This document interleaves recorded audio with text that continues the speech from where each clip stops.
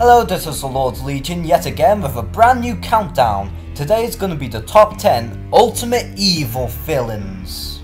Now what I mean by Ultimate Evil Villains is that they're not necessarily the most evil or the most powerful, but rather like the hierarchy within the grand scheme of things. In other words, like the end boss or the end game, if you will.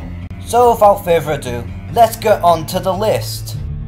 So for number 10 we have Blaze from Mortal Kombat. Blaze himself is essentially the Armageddon and is hands down the most powerful combatant in the entire franchise. Blaze himself is so powerful that literally any other combatant would want to take him down, slaughter him, so that they can literally get the power of Armageddon itself.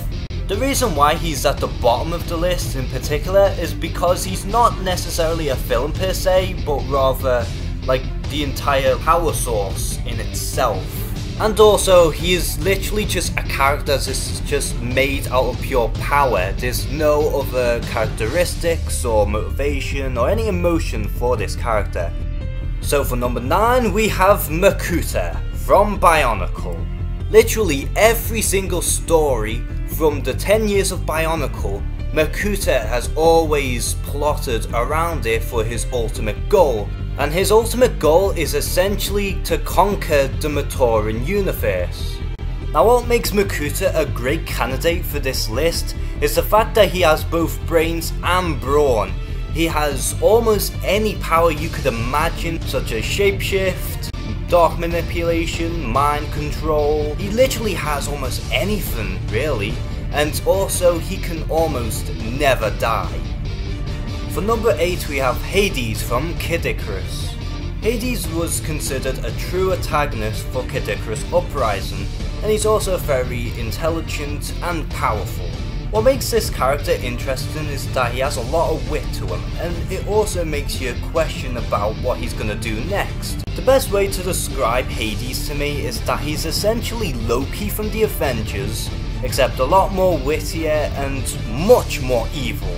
And his wits are that on point, you could literally consider him to be the biggest troll you'll ever come across. Number 7 we have Teen Titans' very own Trigon, also from DC Comics. Whenever Trigon appears in any comic or any media for that matter, you know quite a lot of trouble is gonna go down his way. Trigon is considered to be one of the most powerful villains in all of DC Comics, and is so powerful in fact that not even Superman himself could take him on, mainly because he is a magic based character. Trigon is such a menacing presence that even Deathstroke himself, Slade, has even became a minion for Trigon at one point in time. If any villain from DC Comics deserves the title of Satan, then Trigon is probably the best candidate.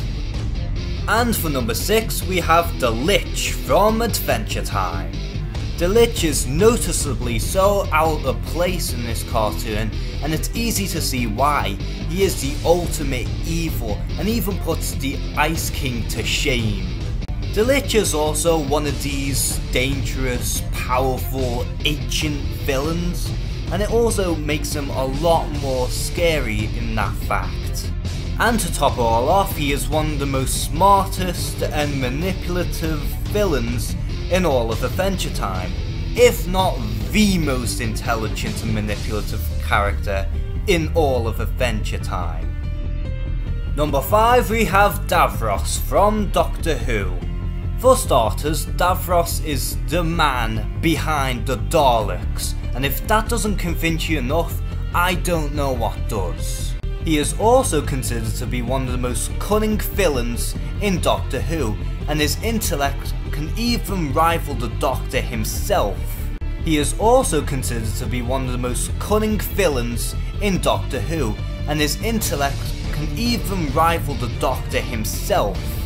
He was also a major player within the Great War between the Time Lords and the Daleks, and thanks to Dalek Khan he survived, and what does he do? Create more Daleks out of himself. That is very ballsy in my eyes. And if you ask me, also shows quite a lot of dedication for his plans.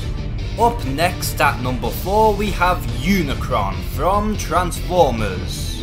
Fans of Transformers have been dying to see this character onto the big screen for so many years, but do you really want Michael Bay to butcher this character into nothingness?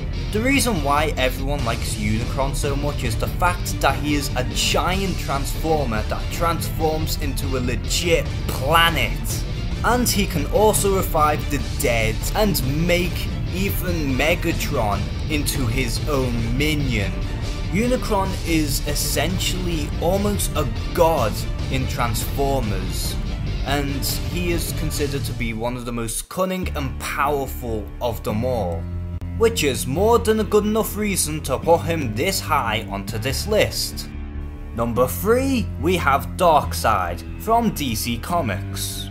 Already, Darkseid is a good candidate for this list, because he can beat Superman almost every time and he is a very cunning manipulator. Darkseid is also very capable of defeating the Justice League, New Gods, and near enough anyone else that stands in his way. Darkseid's ultimate end goal is to solve the anti-life equation so that he could literally become a total god in his own right.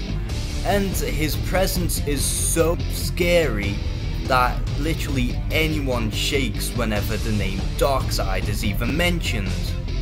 Our runner-up we have the Emperor from Star Wars. Lots of people consider Darth Vader to be the best villain in all the films. However, no one can deny that the Emperor is the one that's behind the whole empire. The Emperor is so smart that he infiltrated the Jedi and then became the hierarchy so that he could just take them down and become the Emperor. The Emperor is so powerful that he can even take down his own master and probably the most powerful of all the Sith, Darth Plagueis. With all this and more, this is why the Emperor takes the runner-up spot on this list. And finally we have the biggest bad of them all, Thanos from Marvel Comics. And really, was there any doubt that he'd be anything less? He is both power and brains at the same time. And to top it all off, he has a lot of patience and is very confident at what he does. With the Infinity Gauntlet or not, Thanos is capable of destroying near enough every hero, any villain, and almost anything in the universe. And all he really wants to do is to impress Mistress Death, but really that's his only downfall.